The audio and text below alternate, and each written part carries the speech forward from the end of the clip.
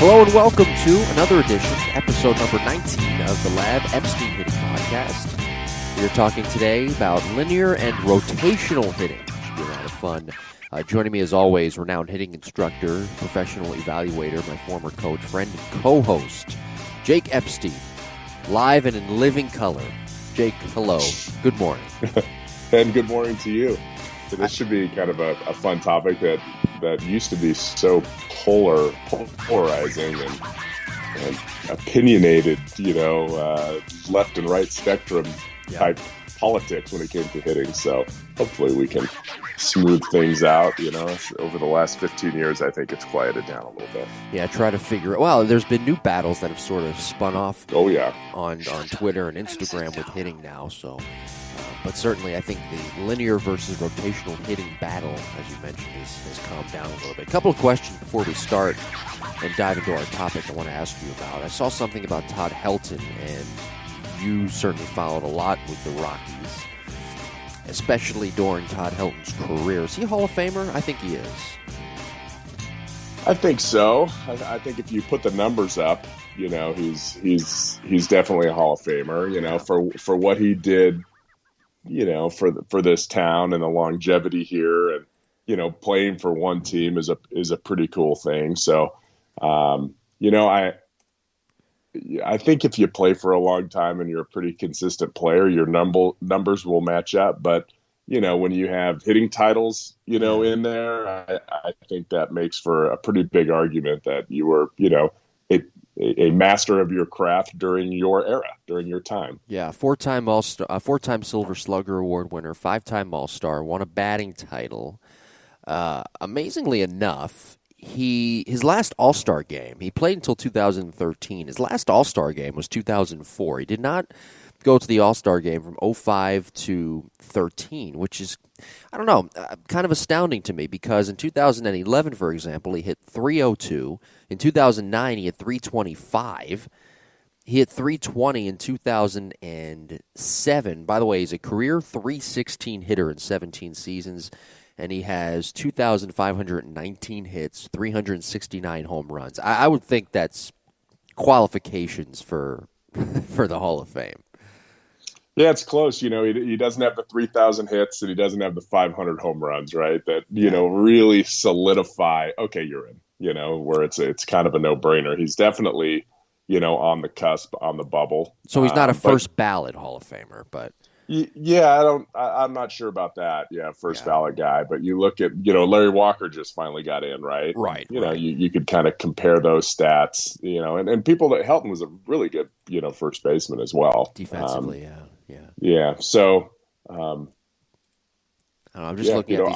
I'm not a voter, so I couldn't tell you. I'm just looking at these numbers, and I'm enthralled by some of them. I mean, these are some really good numbers. By the way, the voting process of the Hall of Fame to me has just become draconian, and I think it has to change. If you were to change the voting process, who would you have actually voting? Because they have sports writers or ex-sports writers who are covering the game in the 80s and the 70s and even the early 90s who aren't doing that anymore, who are voting for guys to get into the Hall of Fame. And how Vin Scully doesn't still have a Hall of Fame vote, to me, is, I don't know, astounding. And how some executives, by the way, like a Pat Gillick or a Ruben Amaro Jr., how they don't have a vote, to me, is kind of a head-scratcher, I guess.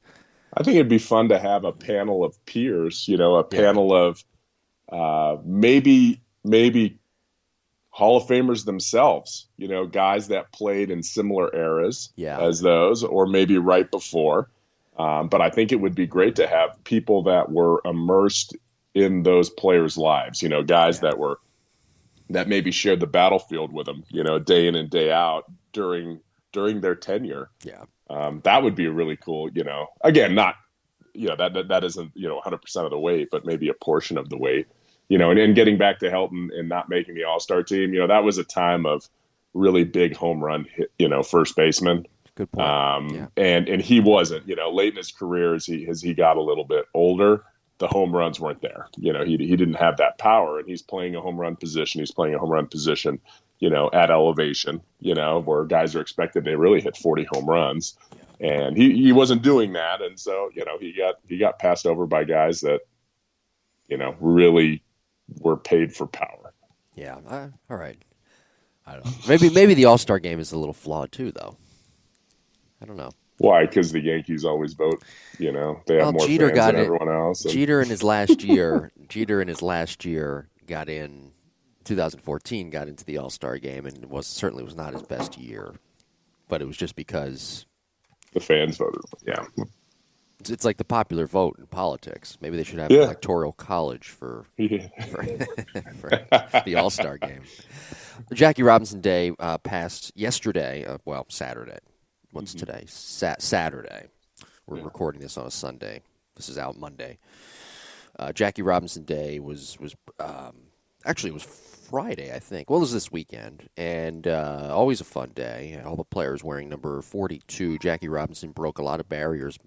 One of the barriers that he broke was the athletic barrier, I thought, in the game of baseball, and it changed the way the game of baseball was played because he was so athletic. He played 4 sports, for God's sakes, at UCLA. Yeah, We've talked about him right.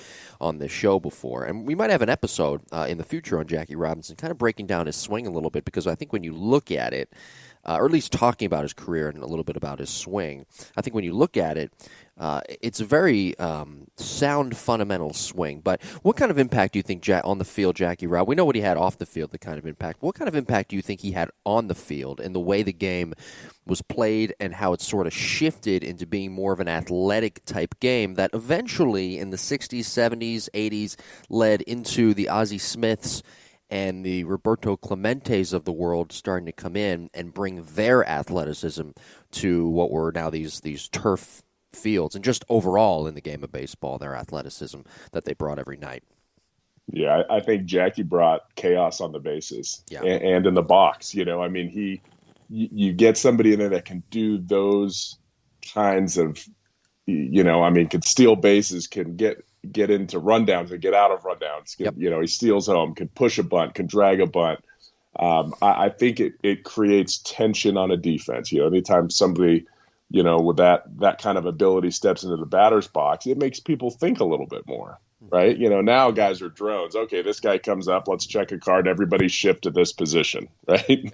And I think when Jackie came into the league, and because he could do so many things, that's what it caused. It caused guys to be on their toes a little bit more. It caused pitchers to maybe think a little bit more instead of just hitting a spot. Now they had to field their position a little bit, more aggressively. They had to get to the ball quicker.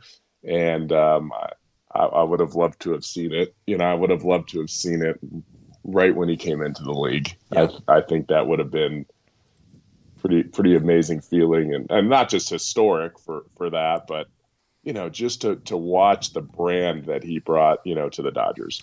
I saw a part of 42 not too long ago, and I saw the scene where Pee Wee Reese, who was the shortstop at the time for the Dodgers, went up to Jackie Robinson and said, "Do you want me to wear 42 tomorrow? And they won't know the difference between our skin color." And he was playing.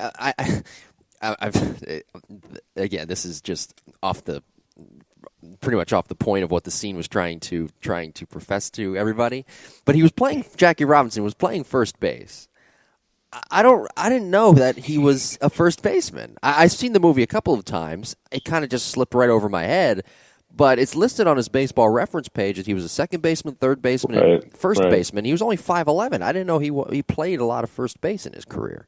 And neither did I. When I watched that scene, and whenever I see that scene, I think of, when I was just watching some baseball the past few days, and everybody is wearing number 42, and it's so cool because it is the same thing, and you think to yourself, who is that? Yeah. Like who's hitting right now? There's no name. It's just a 42. Everybody's got a 42. Yeah. And then that scene is so historic, and that's a great movie. Yeah, I'd be remiss to not mention that Chadwick Boseman, who played Jackie Robinson, passed away the other day. He passed away on Jackie Robinson Day, and that was there's some good symmetry in life and some, at times, very, very sad and quite frankly, nasty symmetry in life. He died of cancer. So I really, everybody talks about him in the Black Panther. Well, I remember him from 42, the great job he did playing Jackie Robinson. So rest in peace to him.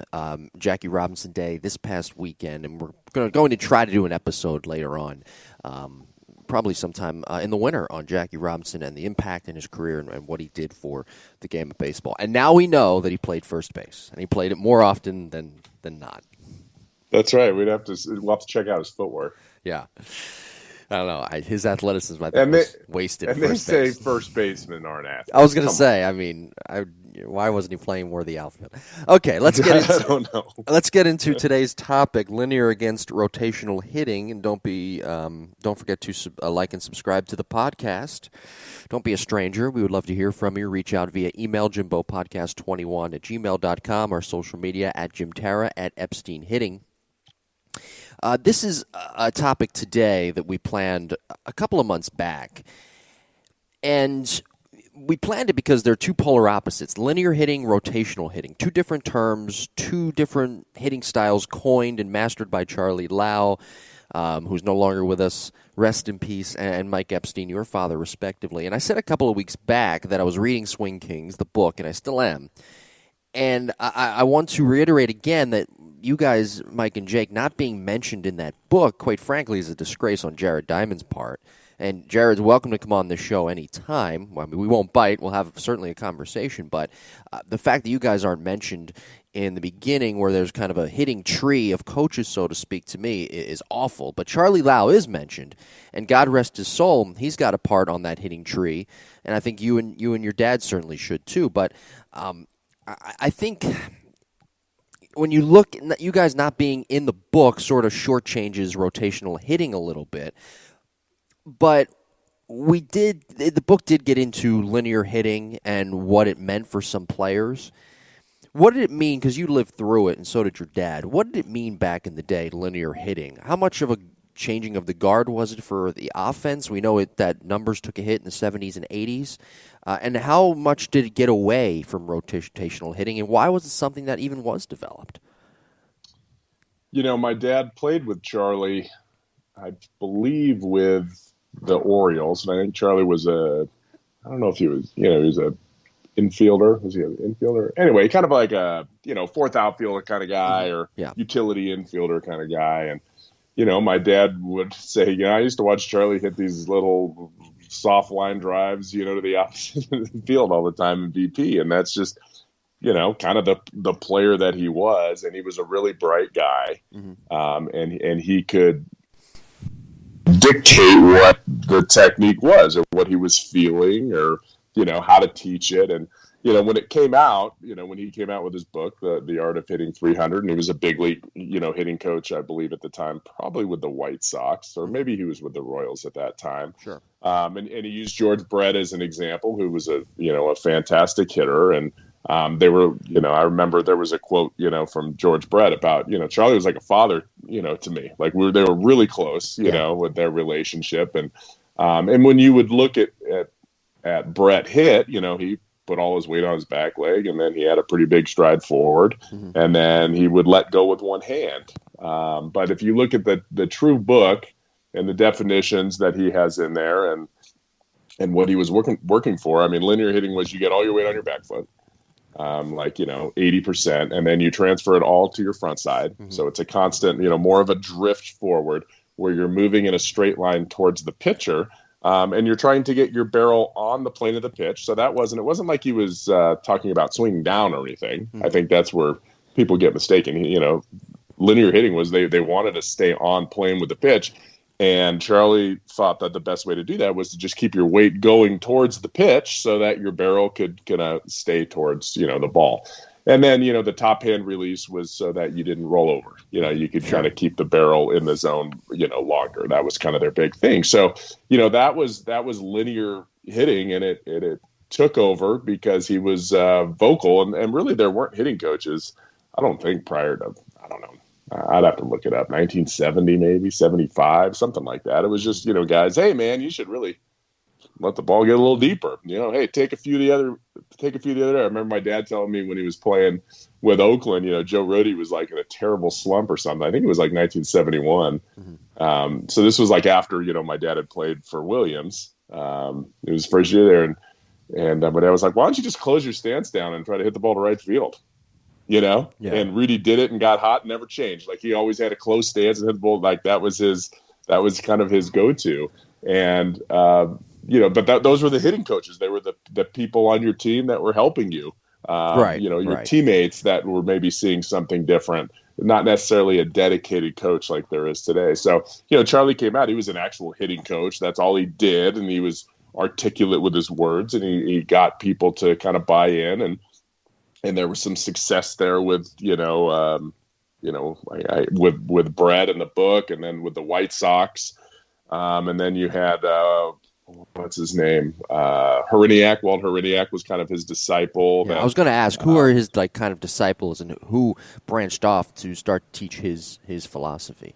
I think it was Heriniak. And honestly, maybe Heriniak was the one with the White Sox and then the Red Sox. I really don't know the whole tree behind it, but it was definitely Walt Heriniak. Mm-hmm. And Tony La Russa was somewhat vocal on it too, because he had played for the White Sox. So I don't know if he was a Heriniak guy or a Lau guy. Again, I'll have to research that one. Mm-hmm. But then you had guys like, I'm trying to think of the Red Sox guy that had to catch it. Rich Gedman, kind of had that swing. Jim Rice did not. I'm trying to think, of other outfielders from the 80s.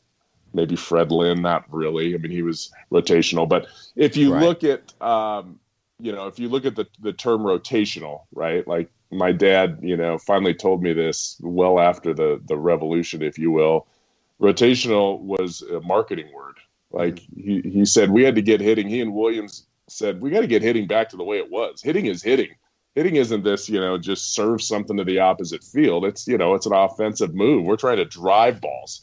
And so the opposite of linear, my dad thought, was rotational. So when he came out with his stuff in the late 90s, he called it rotational hitting. And it stuck because it was so drastically different than, kind of what was being taught of, chopping down. Again, the chopping down really wasn't a linear type move, but it was associated with it. And coming forward, having a big weight shift to your front side. Well, hey, maybe we should stay back, all those kinds of things. So, rotational was that, it was just boom. Hey, here's a different word. But as my dad put it, it's hitting. It's hitting how it was. This is what we did. We didn't hit like this. We didn't flip balls the other way all the time and try to hit balls on the ground. That wasn't part of the game. So, let's figure out a way to get it back. You hear so many coaches nowadays talk about that one player that they've worked with, they've had success with, and it sort of helps feed their narrative that they understand how to teach hitting and understand what it really is. And no disrespect to Charlie Lau, Sr. and Jr., but it seems like George Brett was their guy that they taught and they had success with, and they rode his back to their hitting philosophy. But with rotational hitting, again, it's just a term that was coined by you and your dad and Ted Williams. That's still, it's prevalent today with 98% of major league hitters in today's game. So it's something that has stuck around. The longevity of it is 10 times more phenomenal than linear hitting has been. So linear hitting, to me, really shouldn't, when you think about it, and people listening to this, I think you'd come to the conclusion it shouldn't really even be in the same discussion as rotational hitting, based off what you're saying and based off the amount of players who don't do it at all anymore. It's really not it's really not, even George Brett didn't have, he blocked his front side. So, even rotational hitting, even though it was rotational and people thought, oh, you just like turned, you just spun, or, like Barry Bonds just kind of, rotated and turned. There's still a weight shift. Like if you go back to all my dad's stuff, it's, you weight shift to a balance point and then you rotate around a stationary axis. That's kind of where rotational hitting comes from. And, people just took it, oh, no, you can't weight shift. You're just going to collapse your backside because, that's what they saw and that's what they thought and that's what they want. And that's fine. Everybody's got their own opinion. But, if you look at George Brett, he had a weight shift. He dropped his front heel. His head did not move forward after heel plant. He blocked his front side and straightened his front leg and rotated around the axis. Well, if you look at his pictures in The Art of Hitting 300, he has a bent front knee. He has a closed stance. All his weight is on his front foot at point of contact. His wrists are rolled at the point of contact. They have the worst pictures ever. Like you could never, there's never been a hitter that's ever looked like that at point of contact, Yeah. and here's George Brett, like Hall of Famer, posing in those positions. And then, you pull up some video of him and you're like, dude, he had such a great swing, Yeah. and it looked nothing like those pictures. So, it is what it is. And, it's, if my dad was the hitting coach for the Royals at the time and he's like, hey, George, do you think we could do a book on rotational hitting? He'd probably be like, yeah, Mike, sure, absolutely. What do you want me to do? It's kind of, who you're around and who you're comfortable with and who you want to help out. So, I even remember stuff about Mark McGwire, like because of Tony La Russa, hey, because McGwire had a one-arm follow-through, and talking about linear hitting, I'm trying to swing down and come forward. It's like, well, that's not even linear hitting. Maybe come forward would be. Like, people just didn't really know exactly what it was, but La Russa's like, oh, well, Heriniak and Lauer are my guy, so I'm going to talk to Mark McGwire on this, and so on and so forth. So that's kind of how things go forward. But sometimes you have to take an opposite approach, right? You have to go 180 degrees from something called linear, and that's where the word rotational came from. So let's talk about rotational hitting a little bit. Ep kind of already touched on it, but a couple of key factors to a successful rotational swing: torque, bat lag, hand path, getting on plane with the pitch, rotating around an axis, getting that extension. I'll let you explain what rotational hitting means to you, though.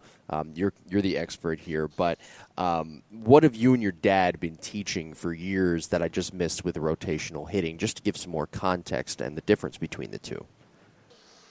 Well, the Ted Williams said three things and that's kind of what he taught my dad. What are the three attributes of hitting? What do all three? What do all successful hitters do?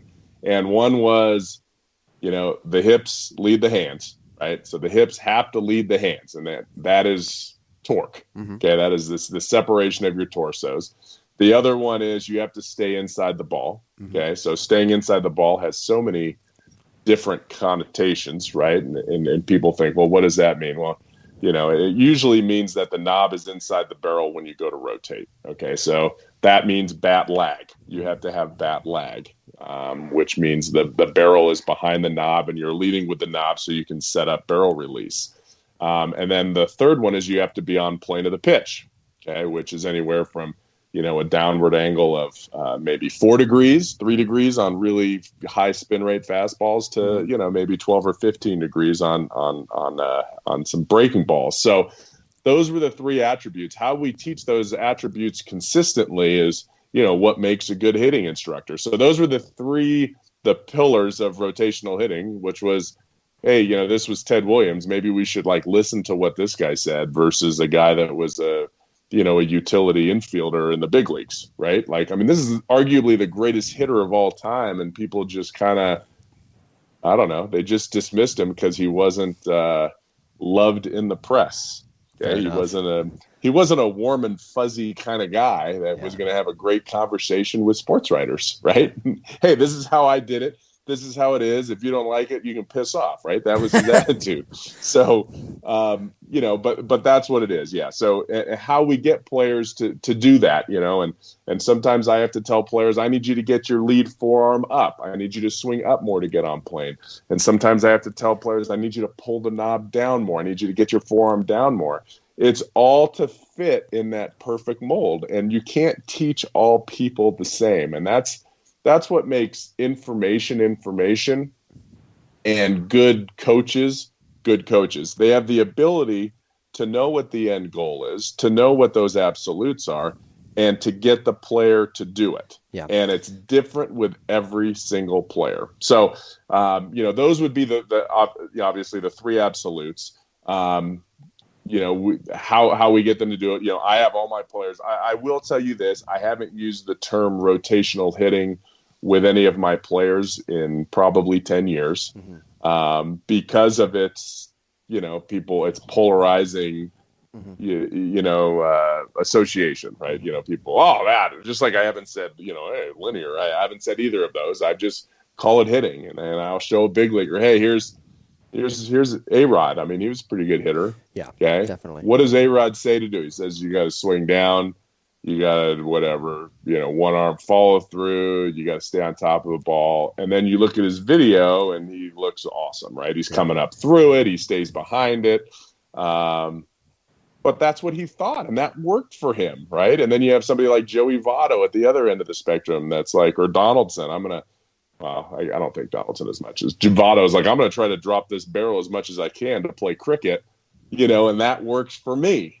Yeah. And so, I don't know. That's why hitting is so fun, because every player has different things they need to work on, and as a coach, you have to be able to identify those and know what's best for that certain player. I have two questions for you that I'll ask after the break because we've reached the midway point of the show, but kind of questions that connect to what you just said right there. Good stuff. Let's take a time out and discuss our online hitting certification courses, your online hitting certification courses coming up this fall in October. I'm sure a lot of people are looking forward to that and how they can sign up.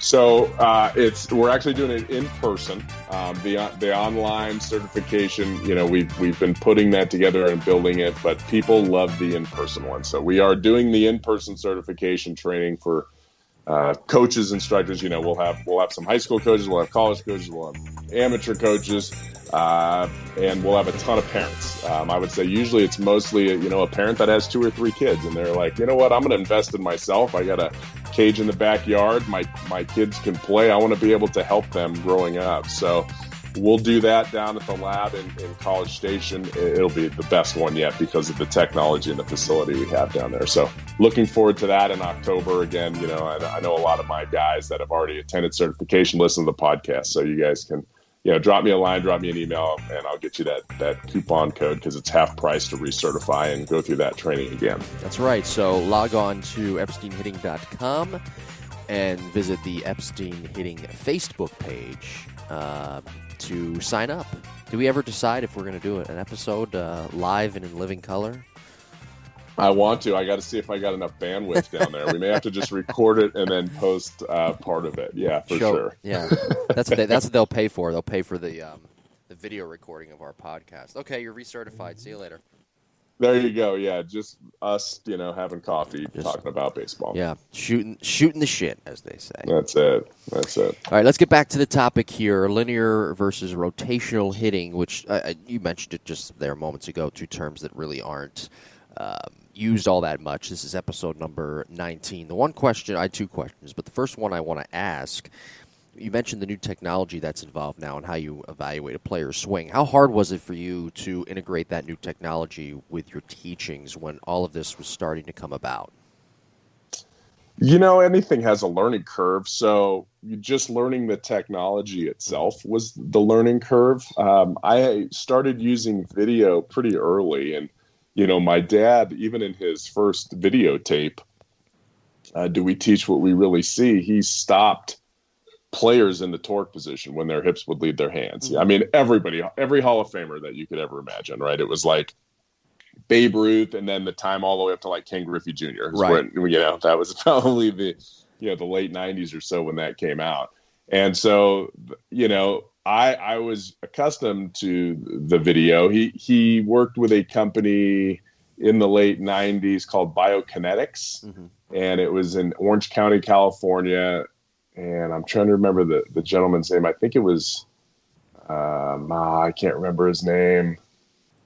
Is it Tony Statham? Anyway, I can't remember the name, but it was a lab, and they had all kinds of great stuff. That's where all the stick figure stuff came from in his video too. So it took players' movements, put it into stick figures. Tom House was there at the time, so Tom would do like a lot of the pitching stuff, and my dad, they would kind of do a lot of research on hitting as well. And I don't know, like I kind of grew up with all of that around me. I remember coming home one day and, Eric Karros was sitting in our living room, and I was in high school, and my dad was going through video, with him of different players and his swing and all that. So When I started teaching in 2003, 2004, I have really good friends on the East Coast, great pitching people, the Pinkman Baseball Academy out there in Northern Virginia. Mm-hmm. And they were like, hey, you should check out this video software. It's a golf software, but it works great. And I'm like, okay. And then boom, started using, I implemented that right away. So I had been using video, and then all of a sudden Blast comes out, where the sensors come out. I went through all the sensors, right? So everybody sent me Zep sent me a sensor. I'm like, oh, that's really cool. Let's, see this. And then Diamond Kinetics, I had Diamond Kinetics. I was like, okay, this. And then Blast, I just settled on Blast for its ease of use. And I haven't had any issues with it. It's been very easy to manage with my players. So yes, it's a learning curve because I'm like, okay, this player's doing this. I know in my brain what it looks like when I throw to them. Right? I know what the ball's doing off the bat. I can tell what kind of spin it has. I can tell where the bat goes at point of contact. It goes up too high, it goes down too low. I know. But now all of a sudden I can relate that to maybe what's happening with the bat, right? Because Blast, has it. And then I can chart that back to video and say, okay, where is that? Because Blast does your metrics at contact. It gives you your final metrics. This was your attack angle, how much you're swinging up. This is how much your barrel has dropped. This is whatever, how long it takes you to get to contact. But yeah. I like to see the story leading up to that. I like to see what the metrics are doing from launch building up to contact, because a lot of players can save a swing at contact. Yeah, you can look at my golf swing and be like, oh, he just saved his swing. That's what I do. I have a bad golf swing. I shouldn't say it's bad. It's not technically perfect. It doesn't look like the guys on TV, but I still hit it okay because I have athletic ability and decent hands. Mm-hmm. But that's not what you're supposed to do. So you either shoot really well, and then some days you shoot terrible, right? There's no consistency. So baseball players do the same thing. They can save their swing at the last second. So, I use that technology to be able to see what the story is before contact. Every action has an equal or opposite reaction, right? So if a player dumps their barrel early, they're probably going to have a flip at the end. Mm-hmm. Well, if they hit the ball between those 2 points, Blast might tell you that it was just fine. Yeah. But it wasn't just fine. So when linear hitting came to fruition in the 70s and the 80s, who were some hitters that, and you mentioned some already, but who were some hitters that you could think of that were linear hitters? And if they implemented more of the Ted Williams style of hitting, how much better could they have been offensively at the plate? That's a good call. I mean, the guys I think of are Ozzie Guillen, Joey Cora. You had, somebody like Harold Baines that was considered a linear hitter. Mm-hmm. You have somebody like Robin Ventura that was considered a linear hitter. But they just had one-arm follow-throughs. Yeah, they still rotated. They still blocked their front side. Their head did not drift forward. Yeah. Guys drift forward all the time. They get fooled, right? They get fooled. They get on their front foot. So that's a tough one. I would say somebody like Guillen, right? I mean, that dude was a really great player, and just a, I don't know, not a dominant hitter by any, but I bet he could have been. With his ability and athleticism, he could have been great. I mean, I really don't know of true, guys that really I remember Rich Gedman. I don't know why, because my dad, I don't know, maybe the Red Sox were always on TV. Maybe we used to watch Nesson or something like that when I was a kid. We did have like a satellite dish you had to crank when I was a kid. My dad used to go out there and crank it in the snow. It was awesome. But we'd be able to watch like every baseball game that was televised. Simpler back times. in the day. It's like in the 80s, man. This was like mind-blowing. Mind-blowing technology. Huh? But I remember him always getting on Rich Gedman. Like, this guy could be so much better, if he didn't swing like it. And anyway, that name stuck out. So, I really, without being enthralled in it now, I was a kid when it was going on. I don't know who was a true linear guy. Mm-hmm. A true get on the front side weight shift. Besides, Cora and Guillen are the guys that I kind of remember doing that. Yeah, Rich Gedman played 13 years, hit 252, and just 88 home runs. So I see your dad's point with that. Yeah, that's a lot of years playing in the big leagues. Yeah, it is. Right. Yeah, but nevertheless, could have been better. But he hit 13 years. How many home runs? 88. 88. That's it. So he hit like 7 home runs a year. Yeah. Right. I don't Totally. know if he played every day. I don't know if he played every day for 13 years. But yeah, I mean, there's guys It's like fair that. enough. You know, he was a right-handed hitter in Fenway Park. You know, you'd think you'd be able to, but a right-hand hitter with a linear mindset in Fenway, probably not going to pull very many balls, right? You Yeah. know, maybe a left-hand hitter in Fenway could have done a little bit better with that mindset. Yeah. Name I want to throw out at you: Yeah, Rudy Jaramillo. yeah. What was his style? Don't know. I've seen some of his videos. I think I saw videos about standing in a door frame Okay. and trying to stay in the door frame when you hit. So maybe not moving too much forward, maybe not moving too much backwards, maybe not Okay. having too much of this. I really don't know. I mean, I could make a blanket statement and say that when he was the coach of the Texas Rangers, they had a supplement problem going on with Rafael Palmeiro and Alex Rodriguez, and I don't know who else they had on Okay. that team. They had some pretty big guys. So those guys hit. I will say that, man. The Rangers, it was Juan Gonzalez there, Ivan Rodriguez was there. They all hit. And he did sign a big contract. He was like the highest paid hitting coach when he went to the Cubs, and I don't think he made it 2 years there. So I really don't know. I've never met him. I don't know what he teaches aside from that, you know, one thing, but I don't know what he's doing now. Like he was the guy. I mean, he was like, oh my gosh, no hitting coach ever gets pressed, but that guy was like, he was on fire, Yeah. you know, and you know, I'm not sure what led to. He had great hitters, you know, great hitters. A lot of times will make a great hitting coach. What And about then when those hitters aren't there, then you know who's the scapegoat. You know, if those hitters move on, unfortunately, Charlie Manuel? What was his style? Because he's known for hitting. And I'll give you he one. is known for hitting. Yeah. I don't know. He's old school, man. Yeah. I think Charlie is a genius in terms of the mental side. So Yeah. that would be my. I don't think Charlie's the guy that's going to break down video and get very scientific on you. But I guarantee you, Charlie's watched tens of thousands of pitches, tens of thousands of at bats in his career. Yeah. And the knowledge that he probably has in his brain about what pitches to look for, how to attack pitchers, how to create plans and approaches, pregame approaches, I think that's probably pretty great. Yeah. And I'm not sure how many guys are at his level. All right, one more name. Dusty Baker, because he's known for hitting as well. Yeah, wristbands and a toothpick. Like, that's what I think of Dusty. My favorite Dusty quote ever was somebody asked him when he was managing the Giants, you know, why do you wear wristbands? And he said, when I get to a point in my career when I don't think I can step in the box and compete, I'll take them off. And sure enough, he's wearing them now too. He's still wearing them. Yes, yeah, he is. Confidence. Again, I have no idea. Actually, I have no idea what Dusty preaches or teaches. I think that's one I have no idea. The one thing because he was always a manager, you know, when I follow them. It stuck out to me is that he liked rhythm. You know, we had a question about that last week, about swaying in your legs a little bit.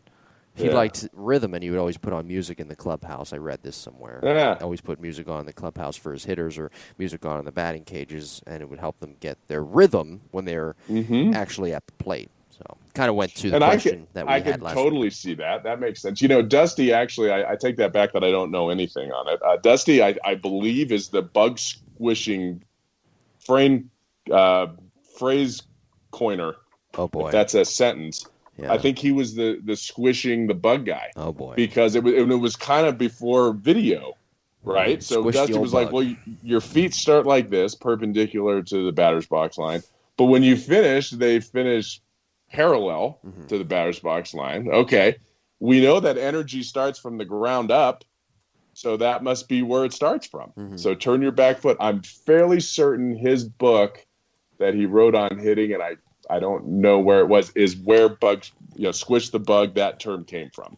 From little kids, right? It was, probably an 8-year-old kid, and they're trying to get him to use his hips, and they're like, hey, just turn your foot. Boom. There it goes. And I heard it yesterday. I'm back in Denver this week, so I was at my daughter's, softball game, Mm-hmm. and one of the dads is telling the kid, "Hey, make sure you squish the bug on this one." So it's still out there. It's still out there, huh? Still out there. Oh God, it's amazing how it's still out there. I don't get it. It's amazing how that has stood the dust of time, so to speak. Man, squish the. So he just came out randomly and said, "Hey, squish the bug." The dad? Yeah. Yeah. And I don't even think the kid needed to. Like, I don't. The kid was like, her foot was turning. I just think it was like, one of those sayings. Hey, squish the bug, and whatever. Yeah. Turn your hips. Well, But whatever, it's still there. I don't it's think stuck. It was easy. I don't think that gentleman listens to this podcast. I don't think so. I think he's an accountant. Well, you should turn him on. And probably a good one. Yeah. Yeah. No, I should. Hey, before you tell her to swish the bug, you should take a listen to the Lab Epstein Hitting podcast. That'll win you over some friends at the softball games. Yeah, that's right. Just what I want to hear everyone come up. Hey, can you take a look at? Are you? By the way, do you sit in a group with people, or is it just you and your wife that sit together, or do you sit like in the outfield? I play with a kid whose dad was kind of a nut job, although he worked at a place where I interned years later. Good guy. He's retired now, I think. But he used to sit he was crazy about his son in baseball. I mean, he was the kind of the definition of the crazy dad. Good guy though. But he used to sit in the outfield all alone, all by himself, and watch his son play. I think I'm going to adopt that someday. Where do you sit? Are you are there cliques? Yeah. There's always those cliques that break out too at these softball and baseball games.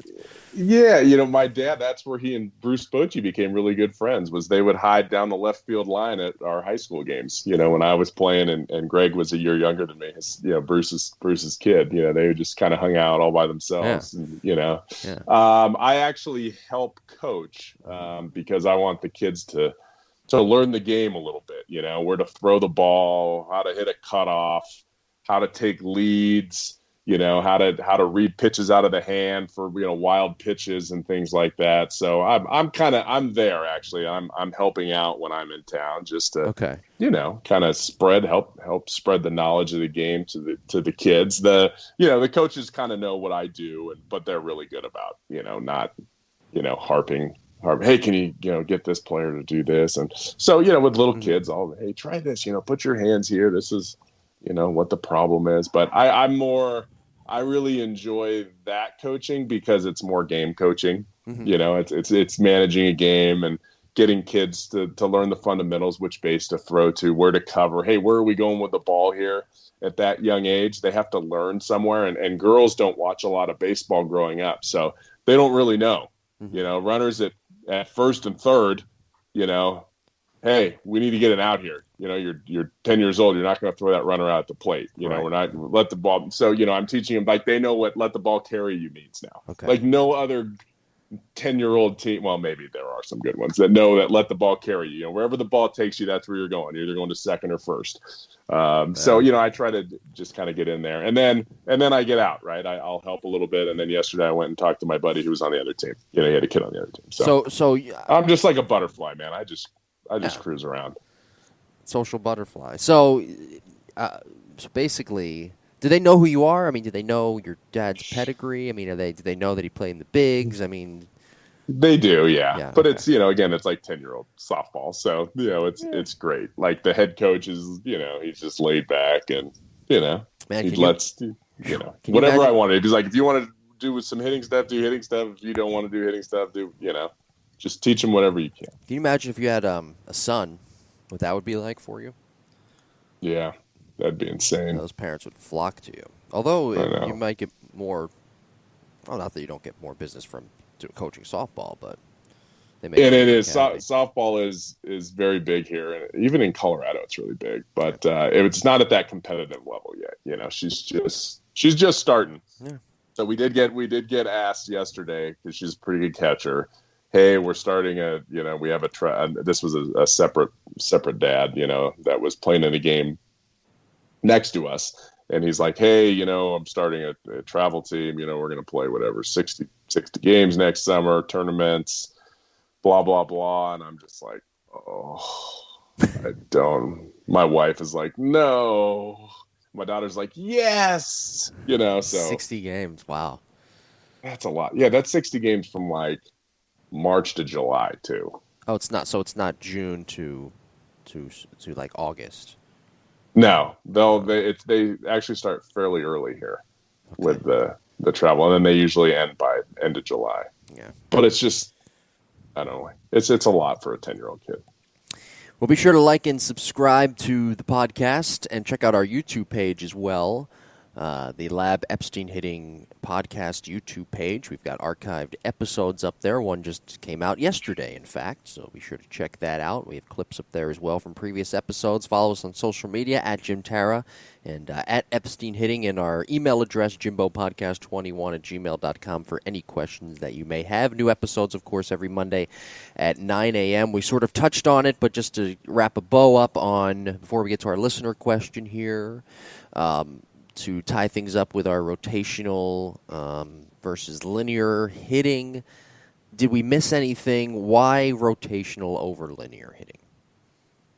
OPS, right? I mean, it leads to a much higher slugging percentage and on base percentage because people are afraid of you. Mm-hmm. Why are they afraid of you? Because you got a high slugging percentage, so Sure. it leads to more runs. So that's how it is. But getting back to the nuts and bolts of it, hitting is hitting. Like, what we're trying to do as a hitter is maximize how fast we swing the bat, how consistent we can swing it that fast, and how long we can keep our barrel in the zone, while making adjustments, as that pitch runs or cuts and, Sure. and whatever. So we want to set that technique to enable us to be successful. Mm-hmm. And then from that technique, once the technique is pretty solid, then it's hey, let's compete and let's train with velocity. Let's train with spin. Spin meaning let's hit some nasty breaking balls. We had one set up at the lab the other night that was filthy. Yeah. Like, I don't know, I just had the right mix going on the machine, and it was like it just had a little bit more depth, maybe another, I don't know, 400 RPMs, with the spin, Mm-hmm. and maybe another 2 inches more break, vertical break on the breaking pitch. And it's like most of the guys, after 3 or 4, they start, they'll start destroying, a 72 mile an hour breaking pitch, something like that. It's the high school kids, 70 mile an hour breaking pitch. Well, this thing was like at the same speed, but it had more depth, and everybody's topping them. Everybody's topping them. And it goes to show you why pitchers that are a little bit off the main spectrum with their spin rates are successful, because guys are, hey, I know that, a breaking ball that's thrown 72 miles an hour usually breaks like this. Yeah. And again, when do they lose sight of it? 10 feet out in front, 8 to 10 feet out in front. They can't see the ball hit the bat. So they're predicting where it's going to be. So if that pitch moves an extra inch or two down or an extra inch or two out than the norm, all of a sudden it doesn't work. So what am I trying to train those guys? I'm trying to train their brains to, okay, when a guy's got a little bit extra, right? And now they have these data points in their brain from the muscle memory. Now maybe in a game they'll be able to react to it and put it in play with 2 strikes. Yeah. Or better yet, take it with less than 2 strikes. And the one thing I love too about rotational hitting, about at least what you teach, and we'll get rid of the term rotational after today's episode, but is that you can teach hitters how to make adjustments on the fly, in the box, in between pitches, in the on-deck circle, where with linear hitting, it doesn't seem like, some may claim, but it doesn't seem like that was something that was taught, the mental side of hitters. Yeah, it was, again, they're putting all their eggs in that weight shift, right? Yeah. All the way back to all the way front. Hopefully your barrel is on plane with that pitch, and you just kind of keep going forward. So if you're early, you go forward more than if you're not early. The problem is, when you get depth, right? Now all of a sudden, you might be able to hit a fastball because it's on one plane, but now all of a sudden breaking pitches are changing planes. And then you get really far out in front on your front foot, right? You can't stay back. You can't keep your hands back for a split second. So change of speeds is really tough for players that were taught linear hitting. Yeah. Well, good stuff this week. Let's get to our listener question. This comes to us from Bill, sent to us via jimbopodcast21@gmail.com. He says, this is a long one, so buckle up here, Ep. He says, Jim, I don't know if I can get a second question, but here it goes. Here you go, Bill. You're getting your second question. We'll give you a third, fourth, or fifth if you'd like. I see your last podcast. If it's good, if it's a good question. Yes. Otherwise, filtering them out. That's yes, because we do get a good amount of questions here, but this will be our one for this week. I see your That's a good one. I'll see your last podcast, or see from your last podcast that I made you curious about the book Swing Kings. That's good. Well, I have the book, Bill, so that's why I'm reading it right now. You do not need to get Jared Diamond. You do need to get Jared Diamond on your podcasts. Excuse me.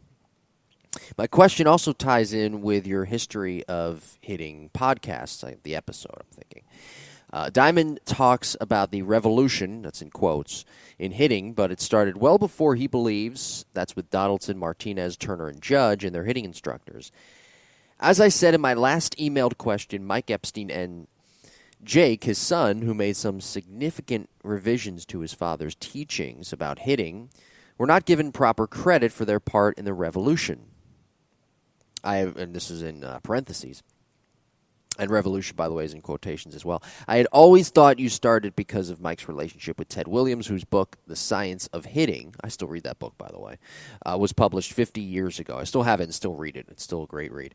It seems that Craig Wallenbrock predicates Mike Epstein's involvement, predates, excuse me, I can't read today, Mike Epstein's involvement in revolutionizing the teaching of hitting, at least according to Diamond. In the mid to late 1990s, Major League Baseball hitters like Jose Canseco, Manny Ramirez, Alex Rodriguez were hitting like Wallenbrock and Mike Epstein would teach, and their hitting exploits were there for all of us to see. My question, who started the revolution? Wallenbrock, who I never heard of before the transformation of J.D. Martinez or Mike Epstein. Diamond attributes the term bat-like to Wallenbrock, but I first heard it was used by Mike Epstein. That is true. Also, there were some hitting seminars held at Doug Latta's place, the Ball Yard in Chatsworth, California, where Wallenbrock first did his lesson. Did Mike Epstein take part in those seminars in the early 2000s, and did he know Craig Wallenbrock? Please excuse the long email, but I felt that putting my question in context was important. Your podcasts on the history of hitting and Swing Kings got me curious about the evolution of the teaching of hitting. And I am not affiliated with any business, and my email address is just that. Keep up the good work, Bill. Thank you, Bill, for the question. Did you get all that? Jim, can you repeat the question? Yes. Maybe I should have just went right to the question. So first of all, I never heard the name Wallenbrock or Doug Latta before maybe like 2 or 3 years ago. Okay. So I don't know, and I don't know them personally, so I could say that. The revolution of hitting, I mean, those guys, Canseco, Ramirez, did he work with those guys? That's what I don't know if Diamond said that. If Wallenbrock, I always thought it was Wallenbrock. I had his name wrong. Maybe it's Wallenbach. Maybe I read it wrong. I don't know. Sorry. No, it says Brock in there, so okay. That's probably what it is. Anyway, Jose Canseco, Manny Ramirez, and A-Rod. Well, I don't think he worked with any of those guys. I don't know who he is. I don't know. I do know the J.D. Martinez, Justin Turner kind of things. They seeked him out. So, all I can say was, in the 90s, the early 90s, my dad was teaching. He was working Sean Green. He was working with. I mentioned Eric Karros. Mm-hmm. They were working on all that stuff, and then obviously Ted Williams, mentoring with Ted Williams. Ted Williams is probably the revolution didn't really hit, but he was the one that started it. When he came out with the book, that was the revolution. I don't think, I know my dad doesn't care who gets credit for what, he just is glad that, hitting is different now. And he's really happy that softball hitting is different because it was so drastically giving up, when we first started teaching in the early 2000s. So don't get it wrong. Like my dad was consulting with major league teams in the 90s and 80s. Mm-hmm. So like that wasn't, 2000 is when he came out with a video. Yeah. And 2003 is when I started teaching. Yeah. So, the whole, I don't know who these guys were back then, but maybe, they got with the right hitters, they got with the right hitters that whatever. I mean, you can talk to, what's his name? Teacher man. What's his name? The guy in St. Louis. Anyway, and Judge, right? Like he worked with Aaron Judge, right? So he gets, a lot of publicity for that. So I know, like I said, my dad doesn't care. He cared about helping people at the time. I mean, I remember, so the whole Eric Karros thing, totally remember this. Like I remember the day, I remember the weather. I remember, cause my dad used to do stuff for the Dodgers at that time. Sure. And so this was like probably 1995 would be my guess, because I was in high school. And yeah, I roll in. It's like, oh, good. Hey, how's it going? Anyway, one thing my dad told him. So Karros used to kind of open up and step in the bucket a little bit. He'd really open up his front side. Okay, so not as much as Chris Davis, A's Chris Davis, not that much. Maybe a little bit like Bellinger, right? So my dad was like, well, you're not creating any separation. You're not creating any torque. And he's like, I don't know what you're talking about. He's like, well, it's okay if you open up, if that's your natural move, but you have to close your front side as you're doing it. And Karros used to just kind of stand there very stiff. He didn't have any rhythm or any pre-swing movement. All my dad taught him was to counter rotate his upper half. Like counter rotate your upper half, do the same thing with your lower half. That's it. Yeah. One thing. And he went out and hit 30 home runs that next year. Sure. It was the easiest, 30-second fix in mankind history. And he went out and won I don't know if he had already run the Rookie of the Year or not at the time, but he went out and hit 30 home runs for a few years. And it's that's awesome. So, I mean, but that's, I don't know, that does that predate, I don't know how old Wallenbrock was, or maybe he was working with, Manny Ramirez at that time. I don't know. Or he wasn't working with Canseco, because Canseco was my favorite player. And I would have read anything that said if he had a certain hitting coach. That's for darn sure. So anyway, yeah, that's kind of where we are with who are the revolutionaries. I'm sure my dad would definitely appreciate it, but he's not going to lose any sleep over it.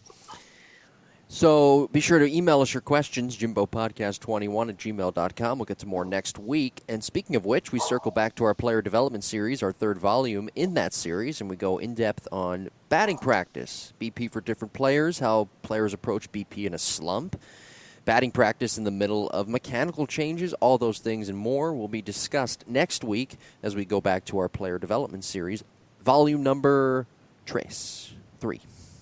Fired up about that one, yeah. Actually. That's my wheelhouse. I love that kind of coaching, that kind of, team environment. How do we prepare our team and each individual pieces of that team to be successful on the field? So I'm pretty stoked for that one. Yeah, a lot of talking points that we're going to get into next week. Like and subscribe to the podcast. New episodes every Monday at 9 a.m. Don't forget to check out our YouTube page. Thank you for listening, everybody. And we'll talk to you next week.